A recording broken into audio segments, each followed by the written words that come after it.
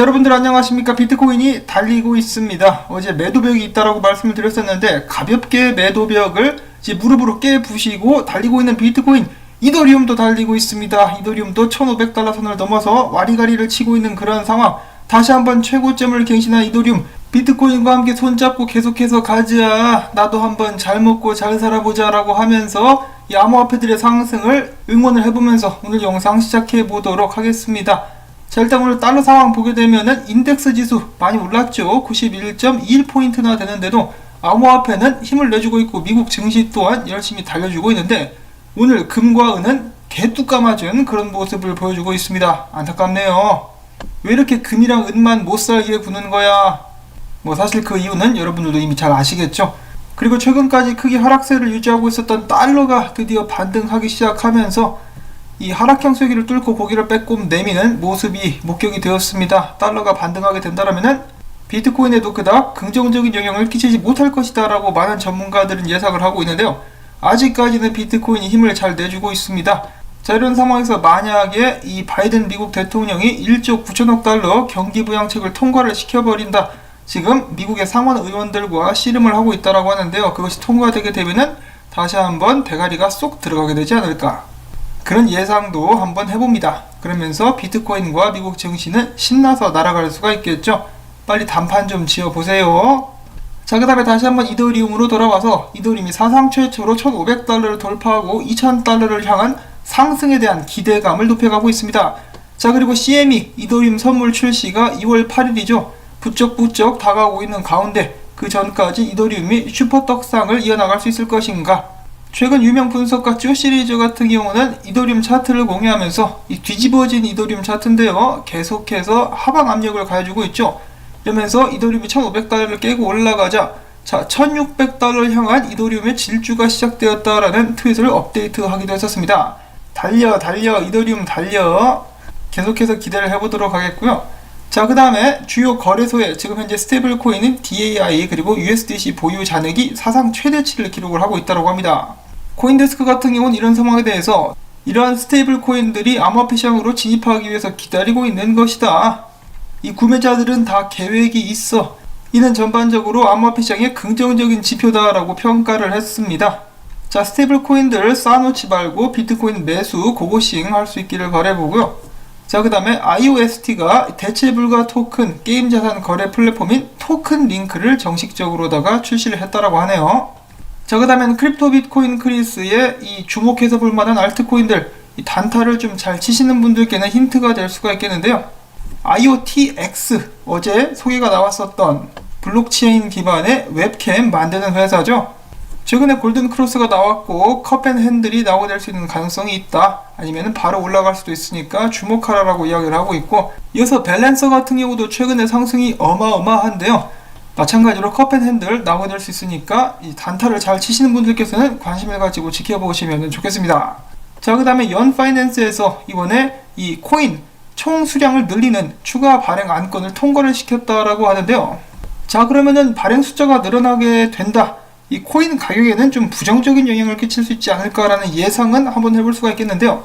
발행량을 6666개, 자, 이거 좀 재수없는 숫자라고 볼 수가 있겠죠. 6666, 그리고 그 중에 444개는 운영기금으로 쓴다라고 합니다. 거참 숫자 고르는 취향도 특이하다는 생각이 드는데요. 과연 가격에는 어떤 영향을 끼칠 수 있을 것인가, 계속해서 지켜보도록 하겠고, 자, 그 다음에 스텔라 관련된 호재로서 전에 발표가 되었었던 소식이 나왔었죠. 바로 USDC 두 번째로 큰 스테이블 코인을 스텔라 블록체인에서 발행을 시켜가지고 더욱더 빠른 속도와 저렴한 수수료를 고객들에게 제공하겠다라고 하는 것인데요. 최근에 스텔라 블록체인에서 드디어 USDC를 발행하기 시작했다라고 합니다. 그러면서 그레이스케일 같은 경우는 한 달 만에 스텔라 보유량을 108% 증가하는 그런 모습을 보여주기도 했었는데요. 스텔라에 좀 많이 베팅을 하고 있는 듯한 그런 모습이 보여지고 있죠. 자, 스텔라 홀더분들께서는 가슴이 두근두근한 시간들을 보내고 계실 것 같습니다. 자, 그 다음에 남아프리카 공화국 정부 당국이 이번에 암호화폐 투자자들을 못살게 굴기 위해서 새로운 정책을 실시했다라는 소식인데요. 자, 남아프리카 공화국에서는 비트코인 거래를 보고하지 않은 것은 앞으로는 범죄다, 그렇기 때문에 위반했다가 걸린다, 그러면은 징역 2년형을 받을 수 있다라고 경고했다라고 합니다. 이에 따라서 납세자들은 암호화폐 구매 목적, 관련 거래 스케줄 등을 구체적으로 명시를 해야 된다고 하는데요. 무려 암호화폐 거래소에서 인출하지 않은 현금도 과세 대상에 포함된다고 합니다. 자, 정말 이 무시무시한 세법이라고 볼 수가 있겠는데요. 이거 뭐 그냥 남아프리카 공화국 국민들이 이제 암호화폐 거래를 중단시킬 수는 없으니까 못하게 만들려고 최대한 까다롭게 제도를 고쳐나가고 있는 것이 아닌가라는 생각이 듭니다. 정말 치사한 놈들인데요. 이 어렸을 때 꼬마들은 이런 것을 보고 아프리카 코끼리 방구 끼는 소리하고 자빠졌네 라고 놀리곤 했었는데 정말 비슷한 행위를 하고 있습니다. 자, 그럼에도 불구하고 이 암호화폐 같은 경우 만약에 P2P 거래를 통해서 거래가 진행이 된다. 그러면은 일일이 그 납세자 명단을 확보하고 자료를 조사하는 것이 쉽지만은 않을 것이다 라고 많은 사람들은 예측을 하고 있습니다. 자, 그 반면에 콜롬비아 현지 은행들 같은 경우는 글로벌 암호화폐 거래소들과 함께 암호화폐 솔루션 파일럿 테스트를 진행한다라고 하네요. 다가오는 변화에 저항하기보다는 이 변화를 받아들이고 자기 것으로 만들려고 하는 바람직한 태도를 가지고 있는 것 같습니다. 자, 그 다음에 비트코인 도미넌스가 심상치 않다라는 소식인데요. 비트코인 도미넌스는 최근에 상승을 했다가 이 골든 포켓짜리 0.618짜리까지 후퇴를 하는 모습이 보여지고 있는데요. 이 황금 비율이기 때문에 지금부터 비트코인 도미넌스가 반등할 가능성이 높다라는 것이겠죠. 알트코인 비중이 높으신 분들께서는 언제나 이 비트코인 도미넌스가 어디로 가게 될지 꼭 집중하셔가지고 지켜보실 수 있기를 바랍니다. 여기서 만약에 튀어 올라간다 그러면은 알트코인들 녹아요. 자, 그 다음에 본격적으로 비트코인 소식들을 알아보도록 하겠습니다. 마이크로스트레러지가 이번에 다시 한번 1000만 달러 상당의 비트코인을 추매를 했다라고 하는데요. 개수는 295개, 그리고 매수 평단가는 33,810달러라고 합니다. 자, 이상하게 마이크로스트레러지가 매수를 들어갈 때마다 그 자리가 저점이 되는 모습들이 계속해서 목격이 되고 있는데요. 이번에도 33,810달러가 저점으로 남을 수 있을 것인가? 개인적으로는 기대를 한번 해보고 있습니다. 자, 그 다음에 마이크로스트레러지의 CEO인 마이클 세일러가 이야기합니다. 자, 기업 경영자들의 암호화폐에 대한 관심이 하루가 다르게 늘고 있다. 마이크로스트레러지가 10억 달러가 넘는 비트코인 매입을 발표한 후에 많은 기업들의 CEO들이 관련 정보를 묻기 위해서 연락을 취해오고 있다. 이렇게 많은 CEO들이 우리가 진행하는 비트코인 교육 활동에 참여할지 예상을 못했었는데 굉장히 그 숫자가 많다. 자, 그러면 이 비트코인 교육 활동의 주된 내용은 뭐냐? 바로 비트코인에 투자하라는 것. 간단하죠? 전 세계 여러 기업의 CEO들에게 비트코인 매수를 부추기고 있는 마이클 세일러라고 볼 수가 있겠습니다. 굉장히 바람직하고 건전한 정신을 가진 CEO라고 볼 수가 있겠죠. 자, 한편 그와 동시에 뉴욕에서는 우리는 비트코인 펀드만 취급할 것이다 라고 이야기를 했었던 뉴욕 디지털 투자 그룹에서 이번에 비트코인 관련된 세 번째 펀드를 출시했다라고 합니다. 자, 그런데 한 투자자가 이미 2억 달러 규모 상당을 구매를 했다라고 합니다. 매수를 그냥 확 때려버렸다라고 볼 수가 있는 것인데요. 이전에 마라톤 페이턴트 그룹이 뉴욕 디지털 투자 그룹을 통해서 1억 5천만 달러 상당의 비트코인을 구매해가지고 화제가 됐었는데 여기는 이 사람 같은 경우는 2억 달러, 통 크게 2억 달러 가치의 비트코인을 구매를 했다라고 합니다. 자, 과연 누굴까요? 혹은 어떤 기업일까요? 굉장히 궁금하네요. 자, 그 다음에 공개적으로 비트코인에 대한 지지 의사를 밝혔었던 와이오밍주의 상원 의원인 신시아 루미스가 최근에 자신의 트윗을 통해서 다시 한번 비트코인을 적극적으로 지지하는 트윗을 남겼다라고 합니다. 그는 이야기하기를 나는 비트코인을 가치 저장 수단이라 생각하며 투자하기 시작했고 검열하기 위해서 마찬가지로 오늘도 비트코인을 들고 있다. 비트코인 가자라는 말은 안 했지만은 그렇게 이야기를 해주고 있습니다. 그러자 업계 여러 사람들이 나와가지고 대단해요 라면서 박수를 쳐주고 있는 그런 모습들이 보여지고 있죠.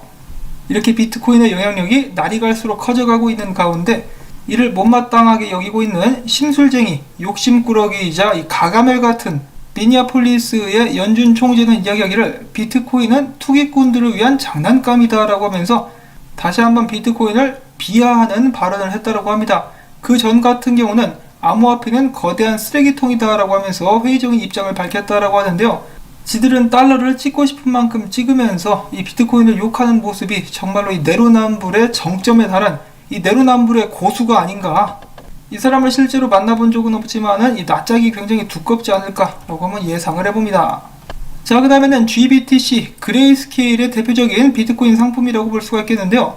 항상 프리미엄이 높았기만 했었는데 이번에 사상 최초로 마이너스 프리미엄을 기록한 그런 적이 있었다고 합니다. 한때 마이너스 1.5%를 기록하다가 다시 플러스로 돌아섰는데요. 이와 같은 사태가 벌어진 배경에는 유사 상품 출시로 인한 경쟁 심화가 일어나게 되면서 GBTC의 수요 부족이 잠시 일어났었던 것은 아니냐, 매체에서는 그렇게 예측을 해보고 있다고 합니다. 자, 그레이스케일도 이제 점점 긴장을 좀 해야 되겠네요. 자, 그 반면에 암호화폐 거래소들 내에서는 비트코인이 계속해서 빠져나가기 시작하면서 거래소들 내의 비트코인 보유량이 2년 반 만에 최저치까지 떨어졌다고 합니다. 그만큼 수요가 많은 것이다 라고 많은 사람들은 해석을 하고 있는데요. 이 가즈아를 외치지 않을 수가 없는 상황이다. 분석가들도 비트코인이 상승할 것 같다라고 하면서 저마다 신이 나서 차트 분석을 올려주고 있는 상황인데요. 다음 목표가는 36,000에서 37,000달러 정도가 되지 않겠느냐, 일단 그 저항 부분까지 올라갈 수 있지 않겠나 라고 하면서 예측을 해보고 있다고 합니다. 자, 비트코인은 다시 한번 이전 고점을 향한 또 다른 한 걸음을 내디딜 수 있을 것인가? 며칠 전만 해도 비트코인 25,000달러까지 간다, 20,000달러까지 간다라고 많은 사람들이 노래를 불렀었는데요. 지금은 그러한 소리가 쏙 들어간 그런 모습이 보여지고 있죠. 아주 바람직하다라고 볼 수가 있겠습니다. 자, 그 다음에 끝으로 잠깐 상식 시간. 지금 현존하고 있는 모든 달러의 75%는 비트코인이 이 세상에 나오게 되고 난 후에 인쇄가 된 것들이라고 합니다. 그 물량이 어마어마하다는 것을 다시 한번 알 수가 있겠죠. 자, 과연 미국 달러는 언제까지 기축의 자리를 유지할 수 있을 것인가? 정말 저희들은 흥미롭고 역사적인 순간을 살아가고 있다라는 생각이 듭니다.